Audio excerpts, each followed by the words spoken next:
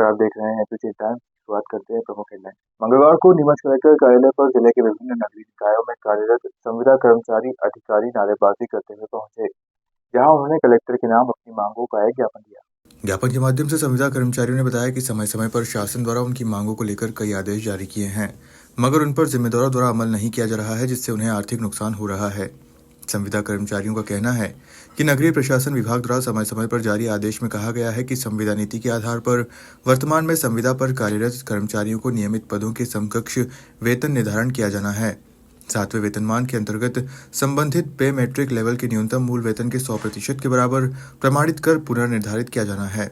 जिन संविदा अधिकारी कर्मचारियों की संविदा नियुक्ति 1 अप्रैल 2018 अथवा उसके पश्चात हुई है, ऐसे कर्मचारियों का पारिश्रमिक पुनर्निर्धारण किया जाएगा, मगर जिम्मेदारों द्वारा आदेश का पालन न करते हुए कलेक्टर दर से वेतन दिया जा रहा है, जिससे उनका आर्थिक शोषण किया जा रहा है। इस संबंध में पूर्व में भी कई आवेदन दिए थे, बावजूद इसके कोई कार्रवाई नहीं की गई। कर्मचारियों का कहना है कि कलेक्टर नगर पालिका परिषद को आदेशित करे कि वह आदेशों और नियम के अनुसार वेतन का भुगतान करे। इस आशय का ज्ञापन संयुक्त कलेक्टर संजीव साहू ने लिया।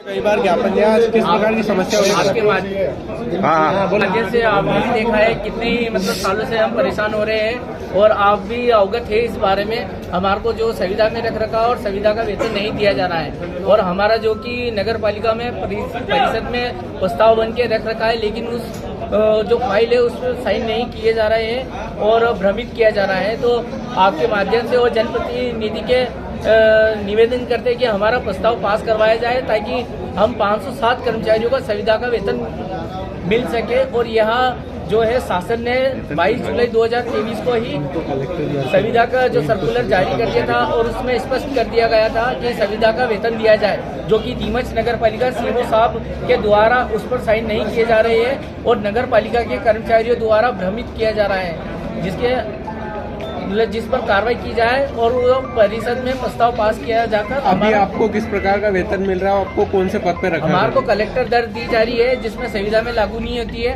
लेकिन नगरीय निकाय का एक सर्कुलर है, उसमें स्पष्ट दिया गया है कि 10,000 यदि कम होती है तो कलेक्टर दर लागू होगी। तो उस विषय में साहब ने कंफ्यूजन है थोड़ा सा कि भाई आपको संविदा में रख रखा है और दैनिक वेतन का वेतन दिया जा रहा है, तो वो थोड़ा भ्रमित हो रहे हैं। लेकिन उनका जो है हमारे अधिकारी नगर पालिका के वो और उनको गुमराह करते हैं और साइन नहीं करने दे रहे हैं। क्या नाम है आपका? गोपाल कृष्ण मोरीवाल। मंगलवार को नीमच कलेक्टर कार्यालय पर शहर के समीप स्थित गांव दूलाखेड़ा के ग्रामीण एकत्रित होकर कलेक्टर कार्यालय पहुंचे, जहां उन्होंने कलेक्टर के नाम एक शिकायती ज्ञापन दिया। ज्ञापन के माध्यम से ग्रामीणों ने बताया कि गांव दूलाखेड़ा और जैतपुरा के बीच नीमच हाईवे बाईपास पर स्थित धानुका फैक्ट्री द्वारा खुले में गंधहीन दूषित पानी छोड़ा जा रहा है, जिसका रिसाव 500 मीटर तक फैल चुका है, जिससे आसपास के खेतों की फसलें खराब और भूमि बंजर हो रही है। वहीं क्षेत्र के रहवासियों के स्वास्थ्य पर भी बुरा प्रभाव पड़ रहा है। इस दूषित पानी और इसकी दुर्गंध से छोटे बच्चे व वृद्धजन अधिक बीमार हो रहे हैं। उन्हें मानसिक परेशानी के साथ सांस की बीमारी हो रही है। इतना ही नहीं, दुर्गंध से राहगीरों एवं मवेशी जीव जंतुओं के स्वास्थ्य पर भी बुरा प्रभाव हो रहा है। ग्रामीणों का कहना है कि उनका जीवन यापन कृषि से होता है और फसलें खराब होने से उनके जीवन यापन में दिक्कत आएगी। ऐसे में उक्त फैक्ट्री प्रबंधन के खिलाफ उचित कार्रवाई की जाए और इस परेशानी से निजात दिलाई जाए। वहीं इस मामले पर फैक्ट्री के मालिक कैलाश धानुका से फोन पर संपर्क किया तो फोन पर बताया गया कि वे प्लांट पर गए, बाद में बात कर लीजिए। समस्या लेके आए, क्या दिक्कत है आपकी? हम गांव दूलाखेड़ा से आए हैं और जैतपुरा और दूलाखेड़ा के बीच में जो धानुका फैक्ट्री लगी है, तो उनने 10-15 दिन से अभी खुले में एसिड वाला पानी छोड़ रहे हैं, जिससे हमारी खेती नष्ट हो रही है, खराब हो रही, फसलें खराब हो गई है और बूढ़े और बच्चे बहुत ज़्यादा बीमार हो रहे हैं और गाय ढांडे जीव जंतु वो पानी पी रहे हैं, वो भी मर रहे हैं और कोई ध्यान नहीं दिया जा रहा है। इसलिए हमने आज ज्ञापन दिया है कलेक्टर महोदय। क्या चाहते हैं आप लोग? हम ये चाहते हैं कि ये दूषित पानी जो पहले जहाँ छोड़ रहे थे वहाँ छोड़े, हमारे खेतों में ना छोड़े। कितने लोग परेशान हो रहे हैं? ये कम से कम गांव के आधे लोगों की खेती है उधर, तो आधे लोग परेशान है गांव के। पहले भी कोई शिकायत करी थी? क्या रहा था? पहले तो वो चिमनी से निकलने वाले धुएं की शिकायत करी थी, तो वो तो बात अब नहीं आ रही है। पर अब ये नया पंडा चालू कर दिया इनने। दूषित पानी हमारे खेतों में छोड़ा जा रहा है खुला, किस टैंकर भर भर के। किसकी फैक्ट्री है? ये धानुका फैक्ट्री है साहब, इसको नहीं जानते हैं। इसको लेकर फैक्ट्री मालिक से कुछ आपकी हमारी बात हुई थी कि बोले जो चाहे जो कार्रवाई कर लो, हम तो हमारी जमीन है, हम तो छोड़ेंगे, ऐसा दादागिरी से बात करते हैं। क्या अभी मिले? कलेक्टर साहब से नहीं मिले? कलेक्टर साहब से मिल गए। क्या बोला? उनके बोले हम दिखवाते हैं। क्या नाम किस है किस प्रकार की परेशानी आ रही है वहाँ पे ये पानी छोड़ने से? एसिड छोड़ रखा नहीं, है। वो परेशानी क्या आ रही है? हमारा दूल्हा खड़ा रोड पर खया भरी पानी की। क्या नाम है आपका? नाम क्या है? मेरा नाम महेंद्र सिंह राठौर है। महेंद्र सिंह राठौर। मंगलवार को नीमच कलेक्टर कार्यालय पर संयुक्त विभाग पेंशनर संघ के बैनर तले सेवानिवृत्त अधिकारी कर्मचारी पहुंचे, जहां उन्होंने नारेबाजी करते हुए संयुक्त कलेक्टर संजीव साहू को मुख्यमंत्री के नाम एक ज्ञापन दिया। ज्ञापन के माध्यम से पेंशनरों का कहना है कि प्रदेश के पेंशनरों की सेवानिवृत्ति के समय पेंशनरों द्वारा ली जाने वाली कंप्यूटेशन की राशि पर वर्तमान में वसूली की समय सीमा 15 वर्ष निर्धारित है, जबकि वर्तमान में ब्याज दर कम है। ऐसे में काटी जाने वाली किस्त की समय सीमा कम की जाए, मगर शासन द्वारा आज तक इस संबंध में निर्णय नहीं लिया गया है।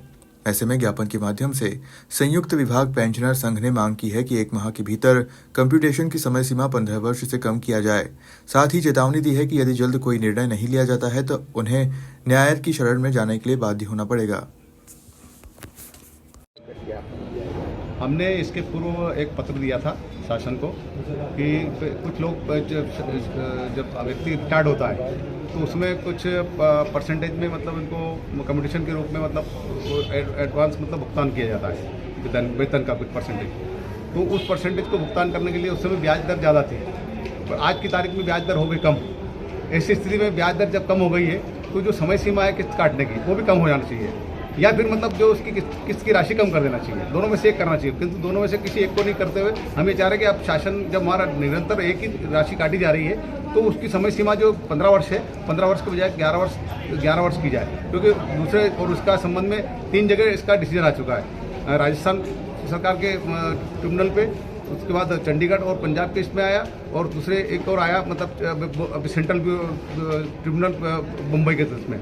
तो इन तीनों का हमने प्रतियां भेज दी है और इनके आधार पे अब हमने निवेदन किया है कि इस तारीख तक 1 महीने का समय और दिया हम लोगों ने कि इस तारीख 1 महीने के भीतर मतलब जो है समय सीमा 11 वर्ष की जाए, अन्यथा मतलब फिर हम लोग न्यायालय भी जाने का कार्रवाई की जाएगी। आपका नाम? बालचंद्र। नीमच कलेक्टर कार्यालय में मंगलवार को दोपहर 12 बजे के करीब पूर्व पार्षद पृथ्वी सिंह वर्मा ने एक शिकायती आवेदन दिया है, जिसमें उन्होंने नेवड़ में स्थित शासकीय आधिपत्य की भूमि पर अवैध रूप से किए गए कब्जे को हटाने की मांग की। पूर्व पार्षद ने शिकायती आवेदन में बताया कि ग्राम नेवड़ के समीप रोड पर खसरा क्रमांक 102 और 103 की भूमि, जो स्वर्ण भूमि फॉरेस्ट इंडिया लिमिटेड के नाम से थी, उक्त इन्वेस्टमेंट कंपनी लोगों को उक्त जमीन पर प्लांटेशन का लालच देकर करोड़ों रुपए इन्वेस्ट करवाए थे और बाद में कंपनी पैसा हजम कर भाग गई। कंपनी में नीमच के लोगों ने लाखों रुपए के इन्वेस्टमेंट कर रखा था। कंपनी के विरुद्ध की गई शिकायतों दावों के बाद पंजाब हरियाणा उच्च न्यायालय ने कंपनी की भूमि को अपने आधिपत्य में ले लिया। पूर्व पार्षद का कहना है कि उक्त कंपनी में उनका भी इन्वेस्टमेंट किया हुआ है, लेकिन उक्त जमीन पर अज्ञात व्यक्ति द्वारा प्रतिवर्ष खेती की जा रही है और कब्जा कर रखा है। शिकायती आवेदन में उक्त भूमि की वास्तविक स्थिति का अवलोकन कर कब्जे को हटाए जाने की मांग की है। यह स्वर्ण भूमि फॉरेस्ट इंडिया लिमिटेड के नाम से थी और इसको अपने उस वक्त यहाँ पर नीमच के अंदर ज़मीन दिलवाई थे। लगभग 20 बीघा ज़मीन नेवड़ के आगे खसरा नंबर जिसका 102 और 103 है, आमने सामने ज़मीन है। और उसके बाद इस ज़मीन के मालिक हिंदुस्तान से रफा दफा हो गए, जिनका अभी तक कोई पता नहीं है। इसके विरुद्ध में हरियाणा उच्च न्यायालय में कृष्ण कुमार ने स्वर्ण भूमि के खिलाफ एक बात पेश किया कि हिंदुस्तान के लोगों का बहुत पैसा इसके अंदर जमा है। तो सरकार ने इस भूमि को अपने आधिपत्य में ले लिया और वहाँ पर सरकारी बोर्ड भी कलेक्टर साहब नीमच द्वारा लगाए गए थे। लेकिन वर्तमान के अंदर कोई अज्ञात व्यक्ति जो जावत का है वो यहाँ पर खेती कर रहा है और दोनों खेती करके वो सामान कहाँ ले जा रहा है, किसके पास जा रहा है, इसका पैसा ये अभी तो पता नहीं पड़ पाया है। हमारा कलेक्टर साहब से जन सुनवाई में ये निवेदन है कि उक्त भूमि को सरकार अपने कब्जे में ले और जो व्यक्ति अभी तक अवैध खेती कर रहा है उस पर कानूनी कार्रवाई। कौन व्यक्ति है जो वहाँ खेती कर रहा है, क्या कुछ मामला है? ये मामला हमें वहाँ ज्ञात हुआ, कोई जावत का चौधरी करके है, वो खेती करके ले जाता है वहाँ से और वहाँ वहीं के लोगों को वो काम दे करके, और वो खुद तो आता ही नहीं है कभी। उनसे जब पूछा हम लोगों ने खेत करने वालों से, बोला था हमें तो वो करवाते, हम तो पैसे लेके चले। कितने बीघा जमीन है और कितनी रेट होगी? 20 बीघा जमीन है। मूल्य क्या होगा इसका? पटवारी की क्या भूमिका? पटवारी की भूमिका भी इसमें संदिग्ध नजर आती है, क्योंकि जब कलेक्टर साहब ने वहाँ ये बोर्ड लगवाए और वहाँ पर खुद पटवारी बोर्ड लगाने के उसके बाद उसने कुछ देखा भी नहीं कि क्या हो रहा है। और उच्च न्यायालय का ये आदेश है जिस पर सरकार ने उसको अपने अधीन कितने समय से वहाँ खेती हो रही है और क्या पहले भी शिकायत करी, क्या कुछ रहा? पहले भी मैंने 2000 फरवरी के अंदर शिकायत करी जन सुनवाई में, लेकिन कोई फायदा नहीं हुआ। आज दूसरी बार फिर आया हूँ ताकि लोगों का जो पैसा निमिष के लोगों का है कम से कम उन लोगों को तो मिले। क्या नाम है? हरियाणा उच्च न्यायालय का क्या आदेश है? हरियाणा उच्च न्यायालय का यह आदेश है, जिसको मैंने आपको दिखाया था कि इस भूमि पर सर्वसाधारण को सूचित किया जाता है कि उक्त भूमि कृषि भूमि खसरा नंबर 102-103 माननीय पंजाब हरियाणा उच्च न्यायालय चंडीगढ़ के कंपनी समापन वाद Krishna Kumar versus Swarnabhumi forest India limited संख्या 20/2002 के अंतर्गत दिनांक 25/10/2002 को अरे नाम बता दो आपका, नाम बताओ। की समापक दादा नाम बता दो एक बार पहले, नाम बता डॉक्टर दो। पृथ्वी सिंह वर्मा। नगर पालिका चाहे जितने भी दावे करते, किंतु जमीनी हकीकत में शहर में साफ सफाई को लेकर शून्य है। इससे ऐसा लगता है मानो नगर पालिका का स्वच्छता अभियान सिर्फ कागजों में चल रहा है। शहर के नाले व नालियां भरी पड़ी है कचरे से, तो वहीं नालों के बाहर गंदगी का साम्राज्य फैला हुआ है। मंदसौर नगर पालिका द्वारा स्वच्छता को लेकर चाहे बड़े बड़े दावे किए जाते हैं, किंतु जमीनी हकीकत यह है कि शहर में जहां देखो वहां गंदगी ही गंदगी पसरी पड़ी दिखाई देती है। अगर शहर के बड़े नाले और नालियों की बात करें तो यह नाले कचरे से भरे पड़े हैं।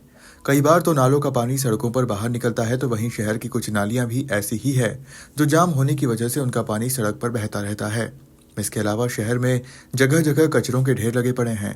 नगर पालिका चाहे स्वच्छता को लेकर कितने भी दावे करे, किंतु जब तक अधिकारी जमीनी स्तर पर निकलकर हकीकत नहीं देखेंगे तब तक शहर की साफ सफाई की व्यवस्था जस की तस बनी रहेगी। नगर पालिका परिषद में भी स्वास्थ्य सभापति को शहर की स्वच्छता को लेकर कोई चिंता नहीं दिख रही है। इसलिए तो शहर में इस तरह से नालों में कचरा भरा पड़ा है, तो वहीं नालों के आसपास भी बड़ी मात्रा में गंदगी का साम्राज्य फैला हुआ है। और नगर पालिका शहर में स्वच्छता सर्वेक्षण टीम आने के दौरान ही साफ सफाई को लेकर भागदौड़ करती हुई दिखाई देती है, किंतु स्वच्छता सर्वेक्षण की टीम जाने के बाद फिर वही हालात शहर के हो जाते हैं। नगर के चुने हुए जनप्रतिनिधियों को भी अपने अपने वार्ड में साफ सफाई को लेकर जिम्मेदार अधिकारियों को अवगत करवाना चाहिए, किंतु चुनाव जीतने के बाद वार्ड के पार्षद भी निष्क्रिय हो जाते हैं। उनको आम जनता की समस्या से कोई सरोकार नहीं रहता है। जगह नाले जाम पड़े, नालियाँ जाम पड़ी है, कचरों के ढेर लगे हैं। एक समय था जब स्वच्छता में मंदसौर का एक नंबर आता था, चाहे वो 10वां नंबर आए प्रदेश में, चाहे 8वां नंबर आए, लेकिन आज मंदसौर में सफाई व्यवस्था पूरी चरमरा गई है। सीएमओ ऑफिस में मिलते नहीं है, स्वास्थ्य अधिकारी फ़ोन उठाते नहीं आम लोगों के, और नालियाँ जाम पड़ी है, मच्छरों से बेहनतिया बीमारियाँ फैल रही है, लेकिन नगर पालिका बिल्कुल इस तरह उदासीन है। मैं माननीय कलेक्टर महोदय से निवेदन करूंगा कि कृपया इस सफाई व्यवस्था को लेकर थोड़ा सा नगर पालिका को सक्रिय करें, ताकि नगर में हो रही गंदगी और पनप रहे मच्छरों से आम नागरिकों को निजात मिले। को लेके देखने में आ रहा है कि कई नाले जाम पड़े हैं, नालियाँ जाम पड़ी। मैं आपका धन्यवाद अर्जित करना चाहूँगा। और दूसरी बात कि आप ही के चैनल के माध्यम से पिछले 1.5-2 महीने पहले भी इस बात को हमने प्रकाशित कराया था कि मदारपुरा से लेकर नरसिंहपुरा तक जो हम जीवागंज की घाटी उतरते हैं, 1, 2 और 3 ये नाला पूरा घूम के शनि मंदिर तक जाता है। ये तीनों नाले गंदगी के साम्राज्य से अटे हुए हैं। दूसरा, तीनों की पुलियाँ जीर्णशीर्ण हैं, उसके लिए लिखित में भी हमने आवेदन नगर पालिका परिषद मंदसौर को दे रखा है। साथ ही सारे आला अधिकारियों को मौका लाकर दिखा रखा है गंदगी के लिए, जो एक तात्कालिक काम हो सकता है। नाला निर्माण का टेंडर वेंडर करना है बहुत बात की बात है, पर हमें देखने में आया है कि अधिकारी वर्ग कुछ नहीं ऊपर से आकर उस कचरे को निकाल देते हैं। और सबसे ज़्यादा सघन बस्ती तीनों इलाकों में है।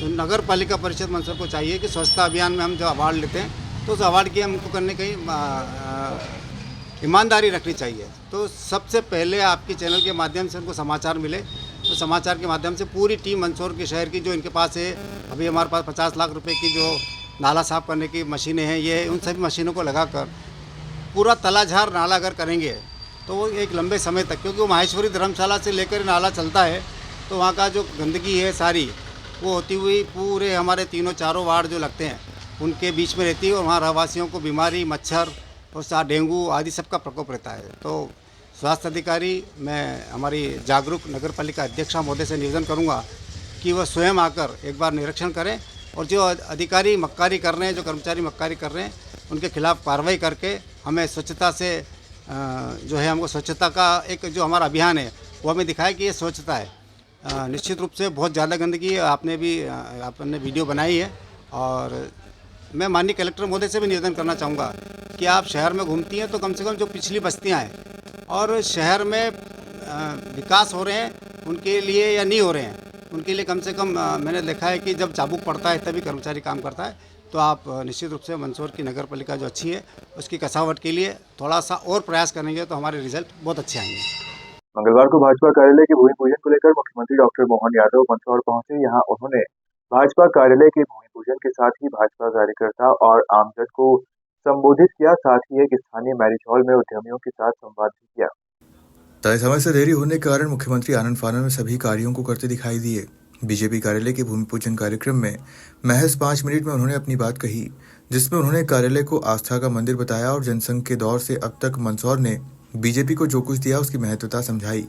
इसके बाद सीएम एक निजी मैरिज हॉल में पहुंचे, जहां उद्यमियों से संवाद किया। यहां उद्योगपतियों से चर्चा करते हुए उन्होंने मंदसौर नीमच जिले में उद्योगों की संभावना जताई और उद्यमियों को आश्वस्त किया कि उन्हें किसी भी प्रकार की आवश्यकता की जरूरत पड़ती है तो सरकार उसे उपलब्ध करवाएगी। मुख्यमंत्री के दौरे के दौरान प्रदेश भाजपा अध्यक्ष वीडी शर्मा सहित उप मुख्यमंत्री जगदीश देवड़ा भी साथ दिखाई दिए। देखने में आ रहा है कि बीते कुछ समय से प्रदेश सरकार लगातार उद्योगपतियों से मुलाकात कर इन्वेस्टर समिट आयोजित करवा रही है, लेकिन इसका कितना परिणाम सामने आएगा यह आने वाला वक्त बताएगा। फिलहाल सरकार के सराहनीय प्रयास उद्योगपतियों के लिए प्रदेश में नई संभावनाओं को जन्म दे रहे हैं।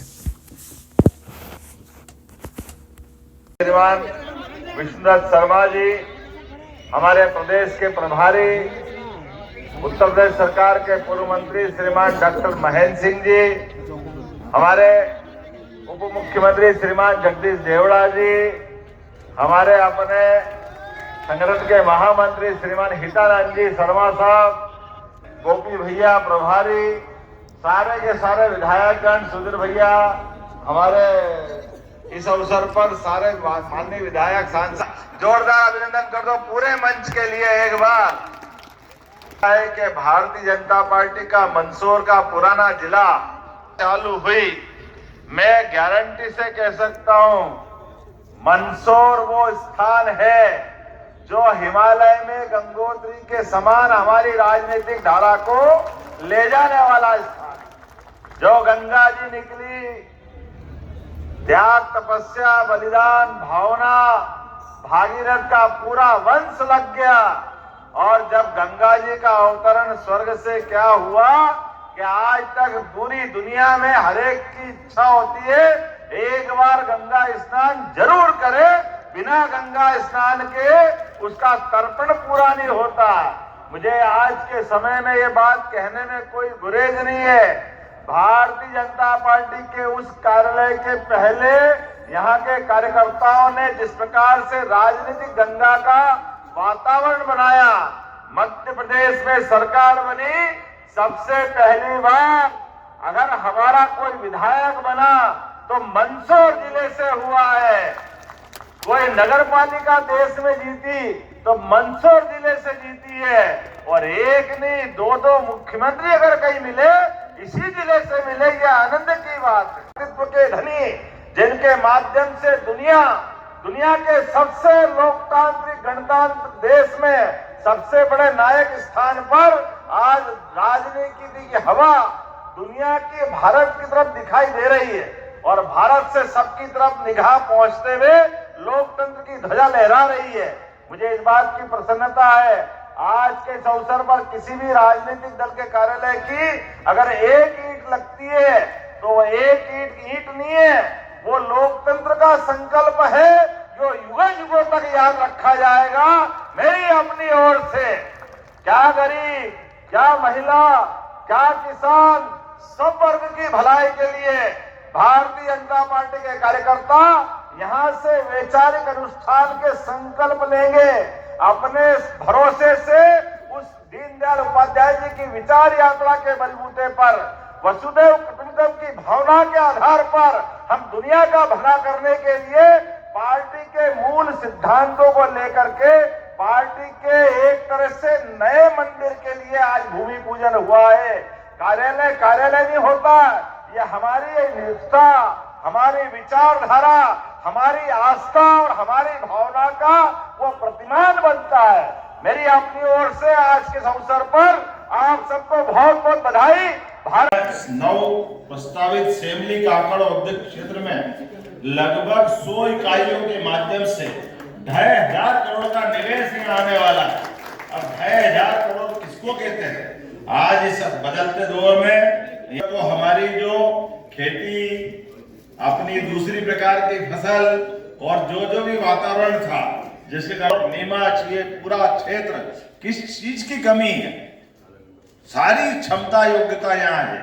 लेकिन ही मैं मान के चलता हूँ आने वाले समय में नीमच, मंदसौर, रतलाम, उज्जैन में कौन होगा? बदलते दौर में जिस प्रकार का समय चल रहा है, आज तो थोड़ा समय की कमी होगी, लेकिन जो बताया गया है कि जग्गा खेड़ी औद्योगिक क्षेत्र बसाई, ये जो लगातार 2 नए औद्योगिक क्षेत्र सेमली, काकड़ और बसई में जो नए इलाके बन रहे हैं, जिनके माध्यम से भविष्य की दृष्टि से जिस भी क्षेत्र में औद्योगिक निवेश के लिए उद्यमियों को आवश्यकता होगी, हम पर्याप्त रूप से लैंड बैंक भी बना रहे हैं। बिजली, पानी, आवागमन के साधन, हमने इस तरह से वातावरण ये जो देखा है, और आप मान के चलना बहुत जल्दी वो समय आएगा जब मध्य प्रदेश पूरे देश में नंबर 1 पर एक अपने औद्योगिक दृष्टि से 1 नंबर पर स्थापित होगा, और होना भी चाहिए। ये तो वो धरती है जो शक, खून हर काल में हर एक को परास्त करते हुए आगे गई। मालवा का मतलब ही मालवाला, मालवा का मतलब फुकलेट थोड़ी होता है। मालवा का मतलब तो जिसके पास परमात्मा की विशेष कृपा है, और वैसे भी हम मध्य में है देश के, और मध्य में है तो मध्य के हिसाब से आयुर्वेद कहता है कि अगर आपका मध्य अच्छा है तो पूरा शरीर अच्छा है। ये हमारा जो हाजमा है, ये हाजमा हर युग हर काल में परमात्मा बना रखे। और वैसे भी कहते हैं ना बाप बड़ा ना भैया, सबसे बड़ा। तो ये जो आज के दौर में आर्थिक रूप से जो समृद्ध होंगे वही आगे जाएंगे। और ऐसे में बदलते दौर में सभी युवाओं के लिए, महिला, युवा, किसान, गरीब, सब वर्ग के कल्याण के लिए उद्योगपति केवल अपने लिए नहीं, वो बड़ी संभावना लेके आता है। कई लोगों के जीवन में उसके उद्योग से लोगों को रोजगार मिलता है। और उद्योगपति हो या हमारा सामने वाला श्रमिक, सब मिलकर के परमात्मा ने जो हमको काम दिया है, हमारे काम से यश मिले, अपना जीवन सफल हो, इस भावना के आधार पर हमारी संस्कृति चलती है। परेशानी सबके बीच में राजनीतिक रूप से जो पहचान बनाने का काम मंदसौर जिले ने किया है, परमात्मा करे वो यश हमारा हमेशा अपने साथ रहे। ये भगवान पशुपतिनाथ के वो जो हमारे प्रतिमा के विभिन्न मुख मुद्राएं हैं जो हमको दिखती है, पाताल की और आसमान की, तो मान के चले कि वो आकार निराकार में हो सकता है, लेकिन अष्ट प्रहर की जो 8 भूमिकाएं हर प्रहर में जो जीवन प्रदान करती है और आनंद से सराबोर करती है, इस राजनीतिक उथल पुथल के माहौल में ये मंदसौर से बनने वाला कार्यालय पूरे देश के लिए आनंद का विषय बन रहा है। मुझे इस बात को कहते हुए आपको बधाई देने की इच्छा हो रही है। मंदसौर वो स्थान है जिसने हर कठिनाई के बीच अपने कार्यकर्ताओं की ऐसी फौज खड़ी करी जिसके बलबूते पर दुनिया की कोई ताकत उनको झुका नहीं सकती है, डरा नहीं सकती, उनको हिला नहीं सकती है। हमारे लिए आनंद तब पड़ जाता है किसी भी पार्टी के राजनीतिक दल के कार्यालय का बनना, यानी एक नए युग का प्रारंभ करने के बराबर है। आने वाले समय में स्वामी विवेकानंद की भविष्यवाणी थी 21वीं शताब्दी भारत की होगी, और भारत में भारतीय जनता पार्टी की राजनीति चल रही है। यशस्वी प्रधानमंत्री के नेतृत्व में श्रीमान नरेंद्र मोदी जी का जोरदार अभिनंदन करो। हमारे अपने बीच में से त्याग, तपस्या और करोड़ का निवेश आएगा। यहाँ के औद्योगिक निवेश के लिए इंडस्ट्रियल बेल्ट का भूमि पूजन हुआ, तो नई फैक्ट्री का भूमि पूजन हुआ। मुझे पूरा भरोसा है आने वाले समय में बहुत अच्छा होगा। पीएम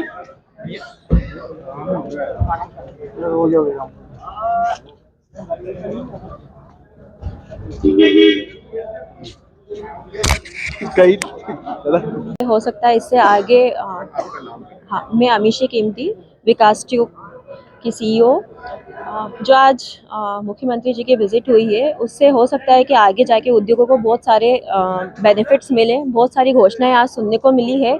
एक चीज़ या एक जो बदलाव पूरे सरकार में या सरकार के कार्य करने की विधि में आया है कि जिस तरह से यहाँ औद्योगिक क्षेत्र का विकास हुआ है। विकास तो पहले भी बहुत बार हुआ है, पैसा आता था, सब होता था, पर जिस मापदंड पे या जो अप टू द मार्क का काम हुआ है औद्योगिक इकाई का, औद्योगिक क्षेत्र का, तो वो एक सम्माननीय है या एक अनुकरणीय कदम है कि जो भी सरकार अलॉट करती है वो पूरा का पूरा पैसा है, पूरा बजट काम में लगता है तथा सुविधाएं पूरी की पूरी औद्योगिक इकाई को मिल रही है, औद्योगिक क्षेत्र को मिल रही है। पॉलिटिकली क्या मानते हैं, पॉलिटिकली सपोर्ट मिलता है जितने भी इंडस्ट्रीज वगैरह?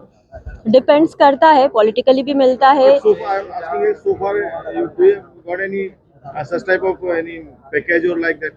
नहीं, इस टाइप का कुछ पैकेज ऐसा पॉलिटिकल पार्टी के थ्रू नहीं मिलता है, पर जो सरकार जो घोषणाएं करती है उसका बहुत कुछ चीजें औद्योगिक को मिलती है। कोई खास घोषणा आप बताएंगे? नहीं, अभी तक नहीं, मेरा बहुत लंबा एक्सपीरियंस भी नहीं है, पर जो घोषणाएं होती है वो मिलती है, कुछ पावर को लेके कुछ होता है, जो हमें प्रॉब्लम्स होती है हम उनसे बात करते हैं, और अगर कुछ जेन्युइन होता है या उनके हाथ में कुछ होता है तो सरकार भी उसका हमको बेनिफिट देती है, जो उनके हाथ में या उनके नियम या उसके अधिकार में जो होता है, क्योंकि सभी सरकारें कोशिश करती है कि उद्योगों को मतलब बढ़ावा मिले, क्योंकि कहीं ना कहीं देश का विकास भी उस पर डिपेंड करता है। या वी आर डेफिनेटली होपफुल, और ये जो विजिट हुई है उससे तो हम डेफिनेटली होपफुल है कि जो घोषणाएं हुई है उसका पूरा का पूरा लाभ क्षेत्र को मिलेगा, क्योंकि बहुत बड़ी बड़ी घोषणाएं आज हुई है और क्षेत्र डेवलप होगा ही सही। अमीशी कीमती, विकास न्यूज़। साहब आज आए थे इन्वेस्टर मीट के लिए, क्या कहेंगे आप? एक अच्छी पहल है सीएम साहब की, और इस काम के लिए एक बार और एक लंबे टाइम तक बैठना चाहिए, और उसमें एक लंबी डिस्कशन होने के बाद ही कुछ उद्योगीकरण की लाइन पे आगे बढ़ पाएगा मंदसौर जिला। मंदसौर में इन्वेस्टर समिट का भी एक प्लान किया जा रहा है, उसको लेकर कोई जानकारी आपको?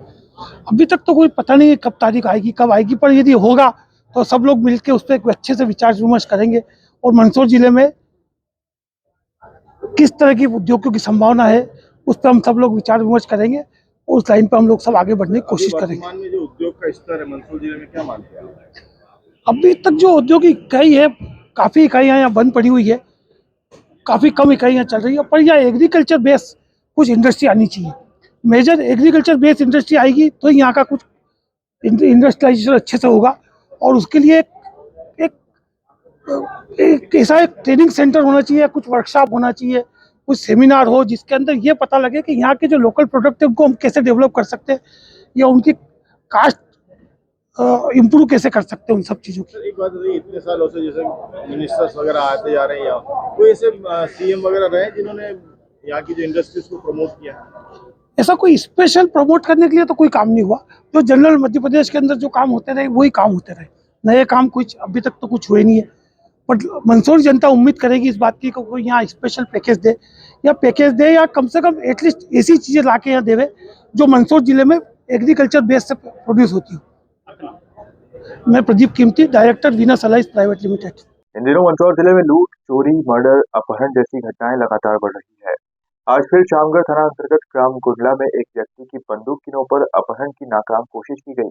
इस दौरान ग्रामीणों ने बदमाशों का डटकर मुकाबला किया और एक बदमाश को पकड़कर पुलिस के सुपुर्द कर दिया। इस घटना का एक वीडियो सोशल मीडिया पर वायरल हुआ। मिली जानकारी के अनुसार मंदसौर जिले के शामगढ़ थाना अंतर्गत ग्राम कुंडला बुजुर्ग में दोपहर 2 बजे कार से आए कुछ बदमाशों ने खेत पर काम कर रहे एक व्यक्ति को अपहरण करने की कोशिश की। इस दौरान आरोपियों ने हवा में फायर किए, लेकिन ग्रामीणों ने उनका सामना किया और अपहरण करने आए एक आरोपी को पकड़ लिया, जिसके बाद बाकी आरोपी बंदूक लहराते हुए कार में बैठकर भाग निकले। इस घटना से क्षेत्र में दहशत फैल गई। वहीं ग्रामीण एक आरोपी को पकड़कर शामगढ़ पुलिस थाने पहुंचे हैं। बता दें कि शामगढ़ थाना क्षेत्र की यह एक सप्ताह में दूसरी बड़ी घटना है। 2 दिन पहले ही बनी कुरावन के पास भी ऐसी ही घटना हो चुकी है, लेकिन पुलिस आरोपियों तक अब भी नहीं पहुंच पाई। इस घटना के बाद क्षेत्र में दहशत का माहौल है। फिलहाल पुलिस इस मामले में जांच कर रही है। सर, कोई गोली चलने की घटना की क्या जानकारी?